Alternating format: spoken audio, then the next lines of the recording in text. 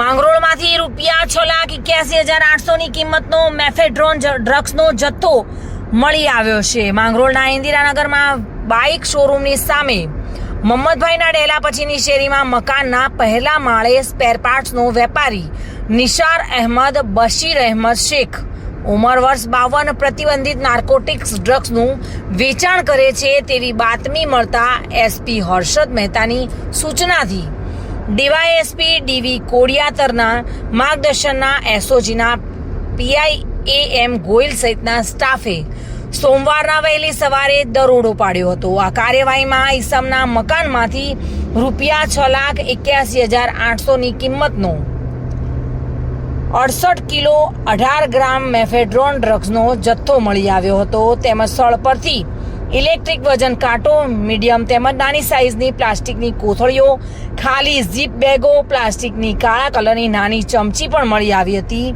એસઓજીએ નિશાર અહેમદ શેખની drug, mobile phone સહિત કુલ ₹6,91,800ના મુદ્દામાલ સાથે ધરપકડ કરી તેની વિરુદ્ધ માંગરોળ પોલીસમાં ગુનો નોંધી વધુ તપાસ હાથ ધરી છે।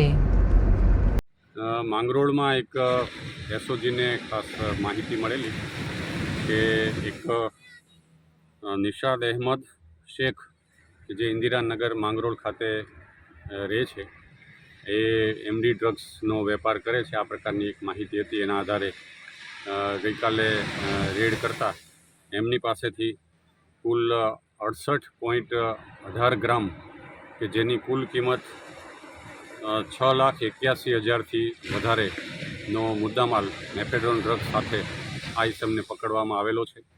માંગરોળ પોલીસ સ્ટેશનમાં એમના વિરુદ્ધ ફરિયાદ દાખલ કરી અને હાલ તપાસ છે એ માંગરોળ પોલીસ કરી રહી છે। રિપોર્ટર રાવલિયા મધુ સાથે bureau report, today Gujarati news.